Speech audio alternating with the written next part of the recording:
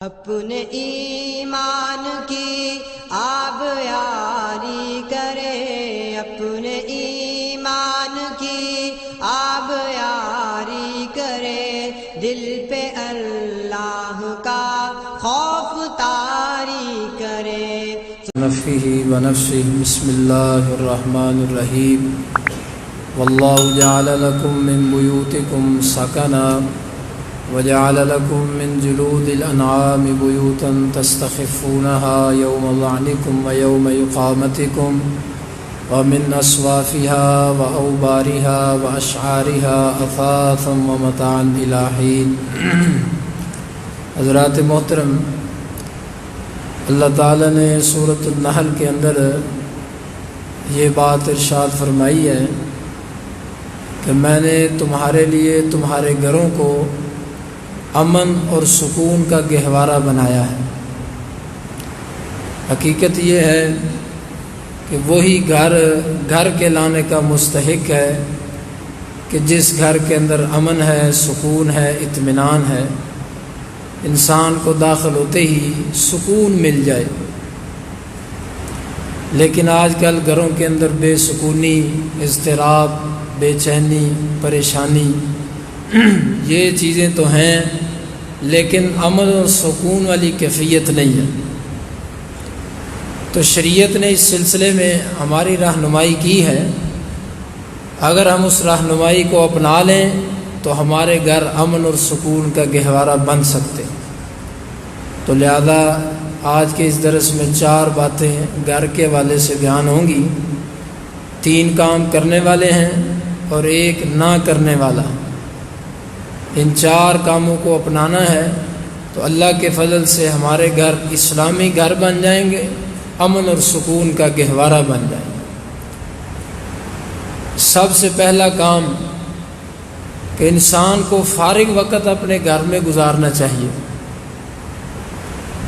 نوجوان چوکوں چرستوں میں کھڑے ہو جاتے ہیں، پارکوں کا رخ کرتے ہیں، نائٹ کلبوں میں رات گزارتے ہیں، فارغ وقت گزارنے کے لیے کسی اور جگہ کا انتخاب کرتے ہیں، جبکہ نبی صلی اللہ علیہ وسلم نے فرمایا السفر قطعۃ من العذاب، فرمایا سفر عذاب کا ایک ٹکڑا ہے۔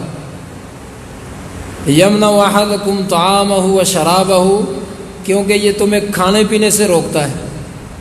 انسان جس طرح گھر میں آرام کرتا ہے دوران سفر اس طرح آرام نہیں کر سکتا۔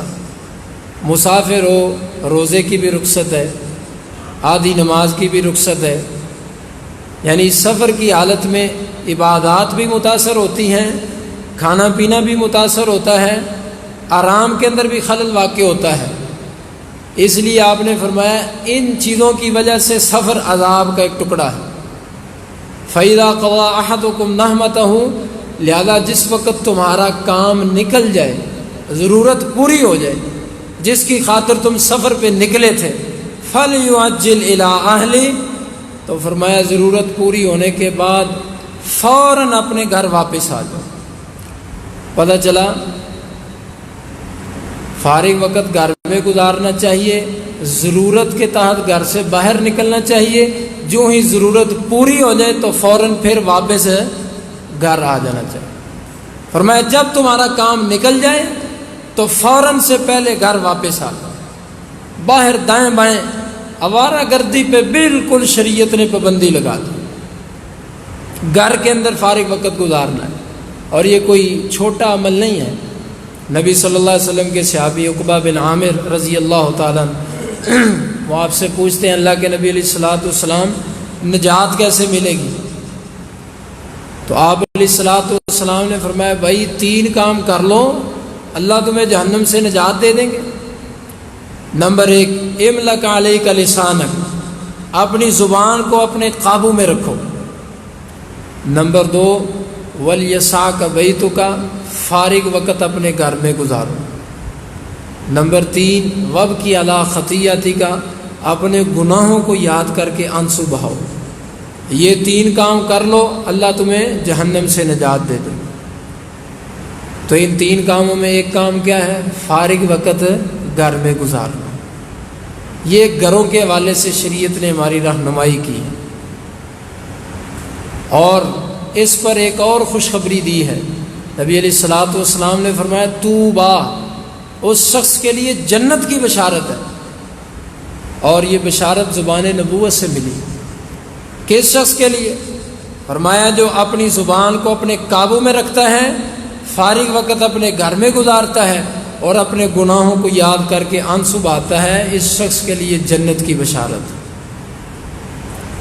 تو یہ پہلی رہنمائی ہے کہ انسان کو فارغ وقت گھر میں گزارنا چاہیے، ضرورت کے تحت گھر سے باہر نکلنا چاہیے، جو ہی ضرورت پوری ہو جائے تو فوراً سے پہلے گھر واپس آ جائے، دائیں بائیں وقت پاس کرنے کا تصور ہی نہیں۔ دوسرا کام کرنے والا گھروں کے حوالے سے وہ یہ ہے کہ جس وقت گھر میں داخل ہونا، دعا تو پڑھنی ہے، لیکن دعا پڑھنے کے بعد ایک اور کام ہے، وہ کیا ہے؟ ثم لیسلم علی اہلی، کہ گھر والوں کو سلام کہنا، السلام علیکم ورحمۃ اللہ وبرکاتہ۔ یہ معمولی عمل نہیں ہے۔ آئیے اس کی فضیلت سماعت فرمائیں۔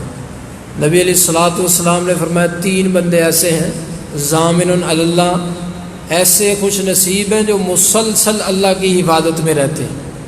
مسلسل جو بندہ اللہ کی حفاظت میں آ جائے، کائنات کی کوئی طاقت اس کے جسم کا ایک بال بھی بھیگا کر سکتی ہے؟ کتنی زبردست سیکورٹی، کتنا زبردست سیف گارڈ، مسلسل اللہ کی حفاظت میں۔ نمبر 1، رجل خرج غازیا فی سبیل اللہ، وہ بندہ جو راہ جہاد پہ نکلتا ہے اللہ کی رضا کی خاطر، فرمایا جب تک واپس نہیں آ جاتا یا شہید نہیں ہو جاتا مسلسل اللہ کی حفاظت میں رہتا۔ نمبر 2، ورجل راح الی المسجد، وہ آدمی جو صبح سویرے مسجد کا رخ کرتا ہے، نماز پڑھنے کے لیے مسجد میں آتا ہے، اس طرح کہ آپ احباب تشریف لائے ہیں، اللہ ہمیں ان لوگوں کی صف میں شامل فرمائے۔ تو فرمایا صبح سویرے مسجد کی طرف رخ کرنے والا، مسجد میں آنے والا نماز کی نیت سے، یہ بندہ بھی ایسا خوش نصیب ہے جو مسلسل اللہ کی حفاظت میں رہتا ہے۔ اور تیسرے نمبر پہ وہ آدمی داخل بیتہ بسلام، جو گھر میں داخل ہوتا ہے اور کہتا ہے السلام علیکم ورحمۃ اللہ وبرکاتہ۔ سلام کہنی ہے، اللہ کی حفاظت، اللہ کی سیکورٹی مل جائے گی، اور کیا چاہیے؟ گھر بھی محفوظ، مال و دولت بھی محفوظ، عزت بھی محفوظ، انسان کا اپنا آپ بھی محفوظ۔ اور پھر اس سے اگلی بشارت نبی صلی اللہ علیہ وسلم نے فرمایا ان عاش کفا، یہ تینوں بندے جب تک زندہ رہیں گے اللہ تعالیٰ خود ان کی ضرورتوں کو پورا کرتے رہیں گے۔ جس کو اللہ کافی ہو جائے اسے کسی چیز کی تھوڑ آ سکتی ہے، تو گھر میں داخل ہونے سے اللہ تعالیٰ تھوڑے بھی ختم کر دیں گے، ضرورتیں بھی پوری کر دیں گے، خود کافی ہو جائیں گے۔ اور اگلی بات وَإِن مَاتَ دَخَلَ الْجَنَّةَ، فرمایا ان تینوں میں سے کوئی بندہ جس دن جب فوت ہوگا فوراً اللہ تعالیٰ جنت میں داخل فرما دیں گے۔ لو چھوٹا سا کام ہے، گھر میں داخل ہونا ہے، سلام کہنی ہے، مسلسل اللہ کی حفاظت میں آ جاتا ہے بندہ، اللہ تعالیٰ خود اس کی ضرورتیں پوری کریں گے، جس دن فوت ہوگا اسی دن جنت میں بھی داخل ہو جائے گا۔ گویا کہ یہ سلام دنیا اور آخرت کی کامیابی کو اپنے اندر سموئے ہوئے۔ اگر ماں باپ گھر میں داخل ہوتے وقت سلام کہنے لگ جائیں تو بچوں کو کہنے کی ضرورت پیش آئے گی، بچے خود بخود دیکھ کے سلام کہنے شروع کر دیں گے۔ اس لیے ہم نہیں کہتے، ہمارے اندر کوتاہی ہے، اس میں شرمانے والی کون سی بات ہے؟ لوگ برے کام کرتے نہیں شرماتے، اللہ کی نافرمانی کرتے ہوئے نہیں شرماتے، تو سلام لینے میں کیا شرم ہے؟ السلام علیکم ورحمۃ اللہ وبرکاتہ، 30 نیکیاں بھی اور یہ ساری فضیلتیں بھی ملیں گی۔ نبی علیہ الصلوۃ والسلام نے حضرت انس بن مالک رضی اللہ تعالیٰ عنہ کو خاص الخاص یہ نصیحت کی، یا بنی اذا دخلت، فرمایا اے پیارے بیٹے، آپ کی نصیحت کا انداز دیکھیں کتنا محبت بھرا ہے۔ اے پیارے بیٹے، جب تو گھر داخل ہو فسلم علی اہلک، تو فرمایا سلام ضرور کہنا ہے، یکون برکۃ علیک وعلی اہلک، فرمایا اس سے یہ فائدہ ہوگا کہ اللہ تعالیٰ تجھ پر اور تیرے سارے گھر والوں پر برکتیں نازل فرمائیں۔ لوگ کھانے پینے والی چیزوں میں بھی برکتیں آ گئی، مال کے اندر بھی برکتیں، جان کے اندر بھی برکتیں، برکتیں ہی برکتیں۔ کرنا کیا ہے؟ سلام لینے۔ 20 مرتبہ ہم داخل ہوتے ہیں گھر کے اندر، ایک دن میں سلام نہیں لیتے۔ تو یہ شریعت نے دوسری رہنمائی کی ہے۔ پہلی رہنمائی کیا تھی؟ فارغ وقت کدھر گزارنا ہے؟ گھر میں۔ دوسری رہنمائی کیا؟ گھر میں داخل ہوتے وقت کیا کرنا ہے؟ سلام۔ اگر کوئی بندہ گھر کے اندر نہ بھی ہو اور آپ گھر میں داخل ہوئے پھر بھی سلام کہنا ہے۔ فَإِذَا دَخَلْتُمْ بُيُوتًا فَسَلِّمُوا عَلَىٰ أَنفُسِكُمْ، اور میں گھروں میں کوئی نہ ہو اور تم گھر میں داخل ہوئے ہو تو اپنے آپ کوئی سلام کہہ دو۔ فَسَلِّمُوا عَلَىٰ أَنفُسِكُمْ، کہنا ضرور ہے السلام علیکم ورحمۃ اللہ وبرکاتہ۔ تیسری رہنمائی گھروں کے حوالے سے جو شریعت نے ہماری کی ہے کہ ہمیں گھر بیٹھ کے قرآن پڑھنا چاہیے۔ میرے اور آپ کے وڈیرے جو تھے نا، یہ پڑھا کرتے تھے گھروں کے اندر قرآن۔ صبح سویرے کو بندہ گلیوں سے گزرتا تو اسے گھروں سے اماں جان، بوڑھی اماں جان، بوڑھے ابا جان کے قرآن پڑھنے کی آوازیں آتی تھیں، اور پھر وہ اپنی لے کے اندر اپنے انداز میں پنجابی لہجے میں قرآن پڑھا کرتے، اور بس اوقات اتنے اتنے موٹے موٹے آنسو بھی بہایا کرتے تھے، حالانکہ انہوں نے ترجمہ نہیں پڑھا ہوتا تھا، لیکن قرآن کی ایک اپنی لذت ہے، اپنی تاثیر ہے جس سے ہم محروم ہیں۔ صبح اٹھتے ہیں سب سے پہلے موبائل چیک کرنا ہے، واٹس ایپ پہ کس کس کا میسج آیا، فیس بک دیکھنی ہے، انٹرنیٹ کو دیکھنا ہے، سب سے پہلے اخبار کو دیکھنا ہے، نئی خبر کون سی ہے، حالات کیسے ہیں، قرآن کا نہیں پتہ۔ حضرت عمر بن خطاب رضی اللہ عنہ کے متعلق ان کے صاحبزادے عبداللہ بن عمر رضی اللہ تعالیٰ عنہ فرماتے ہیں، ابا جان کی ڈھیروں مصروفیات تھیں، لیکن اس کے باوجود جب فجر کی نماز پڑھا کے گھر تشریف لاتے تو سب سے پہلے قرآن کھولتے، اس پر نظریں جماتے اور اس کی تلاوت شروع کر دیتے۔ گھر کے اندر بیٹھ کے قرآن پڑھنا ہے۔ اس کے 3 فائدے سن لیں۔ پہلا فائدہ، گھر میں قرآن پڑھنے سے جتنے شیطان ہیں سارے ہی بھاگ جاتے ہیں۔ جس گھر میں شیطان نہیں، اس میں لڑائی نہیں، اس میں جھگڑا نہیں، اس میں فساد نہیں، اس میں پریشانی نہیں، اس میں سکون ہی سکون ہے۔ آپ علیہ الصلوۃ والسلام نے فرمایا لا تجعلوا بیوتکم مقابر، فرمایا گھروں کے اندر قرآن پڑھا کرو، گھروں کو قبرستان نہ بناؤ۔ اس سے یہ پتہ چلتا ہے کہ قبرستان میں قرآن پڑھنا جائز نہیں۔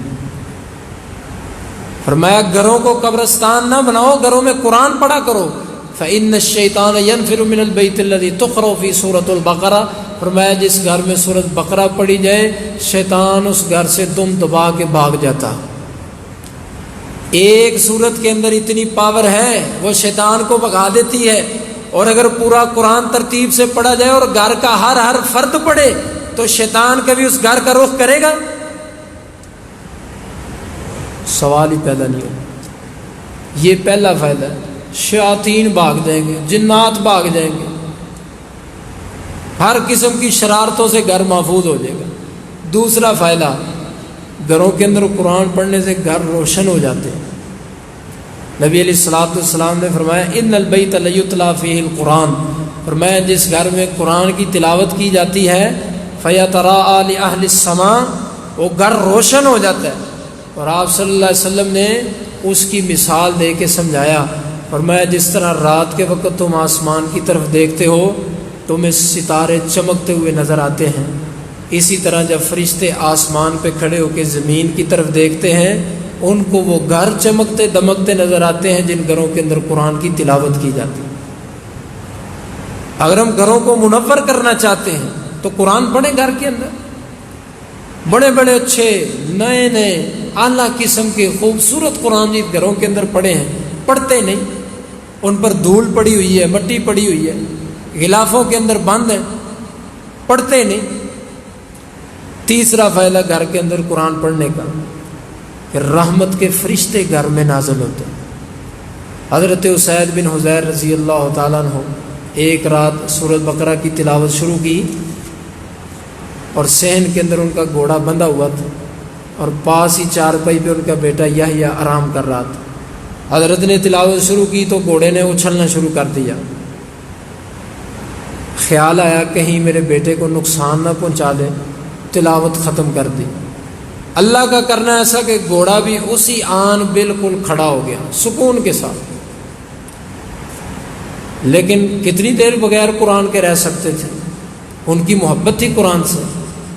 پھر رہا نہ گیا، پھر تلاوت شروع کر دی، گھوڑے نے پھر اچھلنا شروع کر دی۔ پھر یہی خیال آیا کہ بیٹے کو نقصان نہ پہنچا دے، تلاوت ختم کر دی۔ تھوڑی دیر صبر کیا، لیکن پھر قرآن کی محبت نے جوش مارا، تیسری مرتبہ پھر تلاوت شروع کر دی۔ اللہ کا کرنا ایسا، گھوڑے نے پھر کودنا شروع کر دیا۔ اس دفعہ تو پھر انہوں نے تلاوت ختم ہی کر دی، اور پھر آسمان کی طرف دیکھا، ایک بڑا خوبصورت سائبان ہے، اس کے اندر چراغ جل رہے ہیں۔ فرماتے ہیں میں نے رات گزاری، صبح سویرے نبی علیہ الصلوۃ والسلام کی خدمت میں حاضر ہوا تو میں نے سارا واقعہ سنا دیا۔ تو آپ صلی اللہ علیہ وسلم نے ایک خواہش کا اظہار کیا اور ایک سوال کیا۔ سوال یہ کیا کہ اسید جانتے ہو وہ چیز جو تم نے آسمان پہ دیکھی تھی وہ کیا تھی؟ فرمایا نہیں۔ آپ نے فرمایا وہ نورانی فرشتوں کا ایک لشکر اور گروپ تھا جو تیری تلاوت سننے کے لیے تیرے گھر آ رہا تھا۔ نمبر 2، جس خواہش کا اظہار کیا وہ کیا تھی؟ آپ نے فرمایا اسید کاش تو تلاوت جاری رکھتا۔ اپنی خواہش کا اظہار کیا، کاش تو تلاوت جاری رکھتا، اگر تو پڑھتا رہتا یہ فرشتے تیرے گھر میں اتر پڑتے اور صبح سویرے ہونے تک تیرے گھر میں رہتے، اور مدینے کے لوگ اپنی آنکھوں سے فرشتوں کی زیارت کر لیتے۔ پتہ چلا گھر میں قرآن پڑھنے سے رحمت کے فرشتے نازل ہوتے، گھر روشن ہوتے، شیاطین بھاگ جاتے ہیں۔ ہم کہتے ہیں لڑائیاں نہیں ختم ہوتی، ہم گھر کے اندر قرآن پڑھنا شروع کرتے ہیں۔ تو یہ 3 کام کرنے کے ساتھ تعلق رکھتے ہیں۔ فارغ وقت گھر میں گزارنا ہے، گھر میں داخل ہونے کے بعد دعا پڑھنے کے بعد سلام کہنا ہے، اور نمبر 3 گھر میں قرآن کی تلاوت کرنی ہے۔ ایک چیز ہے جس سے اپنے گھروں کو پاک صاف رکھنا ہے، گھر کے اندر کتا نہیں ہونا چاہیے۔ نبی علیہ الصلوۃ والسلام نے فرمایا 3 قسم کا کتا رکھنا جائز ہے۔ شکار کے لیے شکاری کتا ہو، بندہ اس کے ذریعے شکار کرتا ہو۔ نمبر 2 کھیتی باڑی کی حفاظت کے لیے۔ نمبر 3 مال مویشی کی حفاظت کے لیے۔ ان 3 مقاصد کے علاوہ کسی بھی مقصد کے لیے کتا رکھتا ہے، جوا کھیلنے کے لیے، نمائش کے لیے، خوبصورتی کے لیے، گھر کی حفاظت کے لیے، اسے لڑانے کے لیے، کسی بھی مقصد کے لیے، تو آپ نے فرمایا ناقص کل یوم من عملہ کی رات، روزانہ کی بنیاد پر اللہ تعالیٰ اس کے اجر و ثواب میں کمی کرتے رہتے ہیں، بجائے اس کے کہ نیک اعمال میں اضافہ ہو، جو کیے ہیں وہ بھی کم ہوتے جاتے ہیں۔ یہ پہلا نقصان۔ اور دوسرا نقصان یہ ہے کہ اس گھر کے اندر رحمت کے فرشتے داخل نہیں ہوتے جس گھر کے اندر کتا ہو۔ اب ایک حدیث سن لیں اور میں اپنی بات کو ختم کرتا ہوں۔ جس گھر کے اندر کتا ہو اس گھر میں رحمت کے فرشتے داخل نہیں ہوتے۔ اور اس کی میں ایک مثال سنانے لگا ہوں، اس جیسی مثال پوری دنیا کے اندر آپ کو نہیں ملے گی، پوری دنیا کے اندر۔ سنن نسائی کے اندر حدیث موجود ہے، نبی صلی اللہ علیہ وسلم اپنی زوجہ محترمہ حضرت میمونہ رضی اللہ تعالیٰ کے گھر تشریف لائے۔ ان کی باری کا دن تھا، وہ چارپائی تھی، آپ اس پہ لیٹے، لیکن نیند نہیں آ رہی، بے چینی، پریشانی، اسی حالت اور کیفیت میں رات گزار دی۔ بار کیف صبح اٹھے تو حضرت میمونہ رضی اللہ تعالیٰ عنہ نے دیکھا تو ہمت کی، جرت کی، اپنی خواہش کا اظہار کیا۔ فرمایا اللہ کے نبی علیہ الصلوۃ والسلام مجھے لگتا ہے کہ آپ پریشان ہیں، آپ کے اندر وہ حشاشت نہیں ہے۔ تو آپ علیہ الصلوۃ والسلام نے فرمایا ہاں میمونہ تو نے صحیح اندازہ لگایا رضی اللہ تعالیٰ۔ حضرت میمونہ رضی اللہ تعالیٰ نے پھر دوسرا سوال کیا کہ اللہ کے نبی علیہ الصلوۃ والسلام اس پریشانی کی وجہ کیا ہے؟ آپ کیوں غم زدہ ہیں؟ تو نبی علیہ الصلوۃ والسلام نے فرمایا اصل میں رات کو جبریل علیہ الصلوۃ والسلام نے مجھ سے ملاقات کرنی تھی، انہوں نے وعدہ کیا تھا، واللہ ما اخلفنی، اور اللہ کی قسم انہوں نے جب بھی وعدہ کیا ہے پورا کیا ہے، لیکن رات کا وعدہ تھا وہ آئے نہیں، اس چیز نے مجھے پریشان کر دیا، ساری رات میں انتظار کرتا رہا۔ حضرت میمونہ رضی اللہ تعالیٰ نے یہ بات سنی، خاموش ہوگی، کیا کر سکتی تھی؟ بارگاہ وقت گزرتا گیا، اچانک نبی صلی اللہ علیہ وسلم نے دیکھا جس چارپائی پر آپ نے آرام کیا تھا رات کو، اس چارپائی کے نیچے کتے کا ایک چھوٹا سا بچہ بیٹھا ہوا ہے، جرو کلب، چھوٹا سا بچہ۔